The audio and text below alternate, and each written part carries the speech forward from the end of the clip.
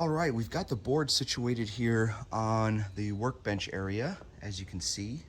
And I've got my router out, and I've already sized it with the correct bit. It's actually a 3/16 inch bit, not a 1/4 inch, as I mentioned earlier. But no one's gonna notice that difference. Anyways, we are going to route the finish edge of the windowsill, and I'm going to show you how that's done. We've got the camera set up here on the tripod, and I'm just gonna go at it. So here we go.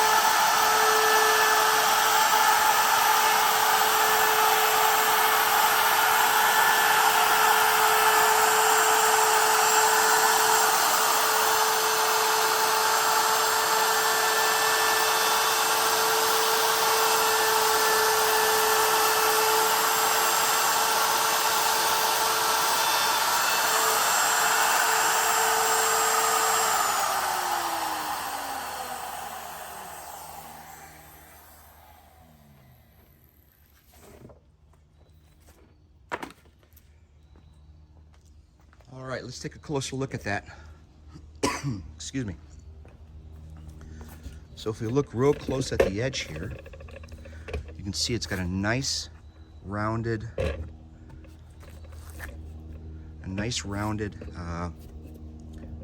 edge to it. Let me just adjust the camera here a little bit, bear with me. All right, that's better. You can see it put a nice rounded edge on it, and that's exactly what we were looking for. And that goes all the way around. And all we're gonna do now is just sand the top of this to make sure that it's smooth, and then I'm gonna paint it the same color as that over there. These edges here will be rounded up just slightly with a sander or hand sanded so that it's kind of soft with the corner. And we'll do the same for the other side down there. So we will give you an update here shortly on what that looks like. Until then. We've got the first coat of finish paint on the windowsill, and it went on pretty smooth. It's gonna dry very nicely. And you can notice that I only did about half of the sill. And the reason for that is quite simple. You're not gonna see the other half here when it's pushed underneath the window. Plus, I didn't want to put another coat on this to make the actual dimensions thicker, because paint does have a thickness.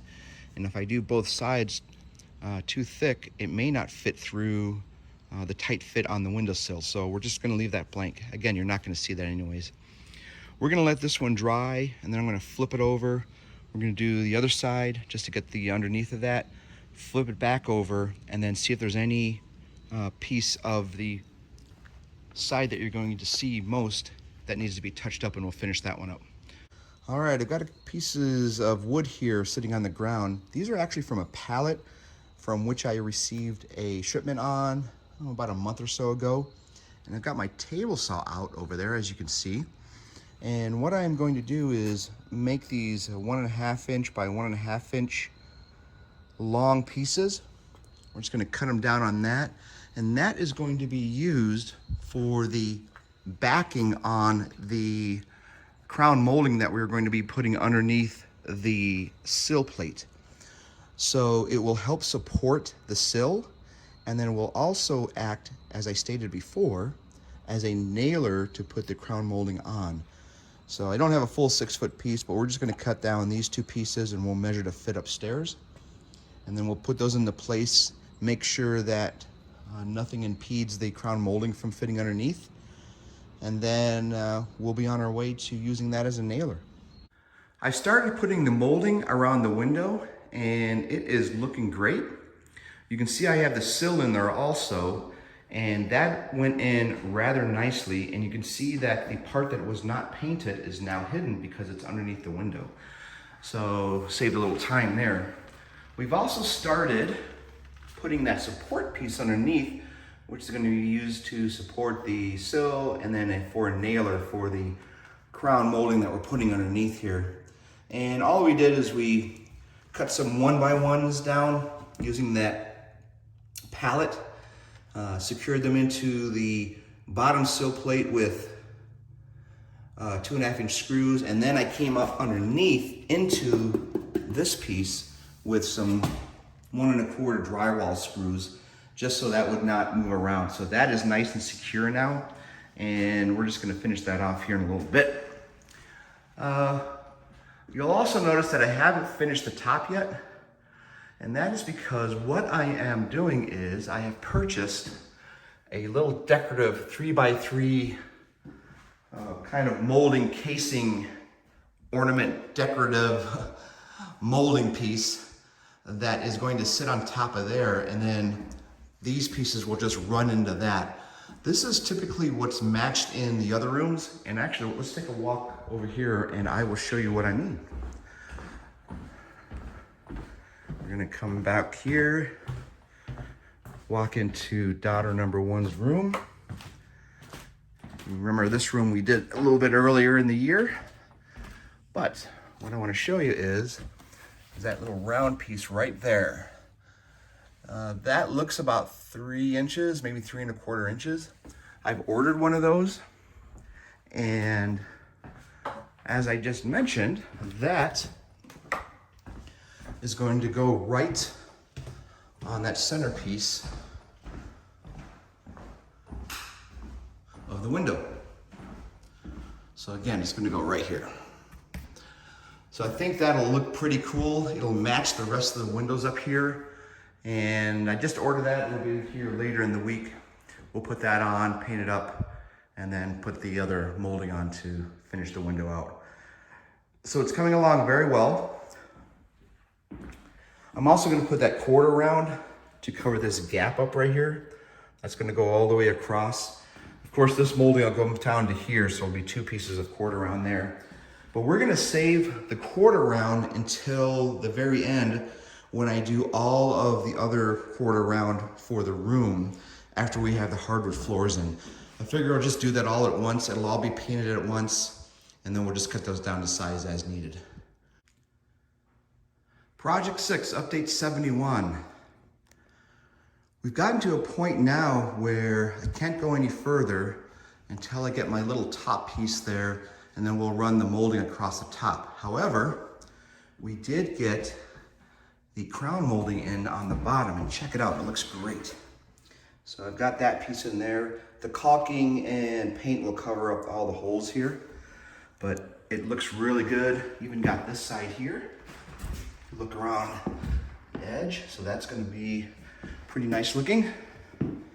And we're just gonna use our plastic wood, fill in the holes up to this point, and then proceed from there. So, with that being said, we are actually going to move on to what we've been wanting to accomplish here for months, and that is the floor. I'm going to start laying some hardwood floors out from the hallway into the bonus room. We are finally at that point. So we're going to jump ahead to the next series, and by the time you see the next series, that will be done. So until then, all right, we have finished the molding around the window, and it turned out really nice. If you remember me talking about the centerpiece we were waiting for, it's this little square decorative piece that we have at the top of the window, which matches all of the other windows around the house. So I thought it would be a good feature to add as a center point for that window there. And we were able to get all of the molding on and fill in the holes with a spackle. I'm actually using this white spackle here instead of the wood plastic that I'm used to. It's just a patch and paint. And it's a little easier to work with, and it fills in the nail holes quite well. And that's what we ended up doing there. And then I also mentioned the centerpiece here going straight down. It's actually two pieces. I had to rip down each side a little bit so it would fit on the center here. And you've got this little seam here. All we're gonna do here is just fill it in with caulk, and then that should even that out once I paint back over it and make it pretty much seamless. So with that, that's going to bring us to the end of this video, because all of the finishing that we're going to do, sanding down the holes and the patch that I put in there, we're going to do that at the same time I put the molding down for the floors, the base molding, and then attach that to the wall and fill in those holes also. So we'll do all that at the same time, and then we get it all done at once. With that, we're going to close this series out and call it a day, and we will move on to the next part of the project, the floor base molding, and give you updates then. So until next time, peace out.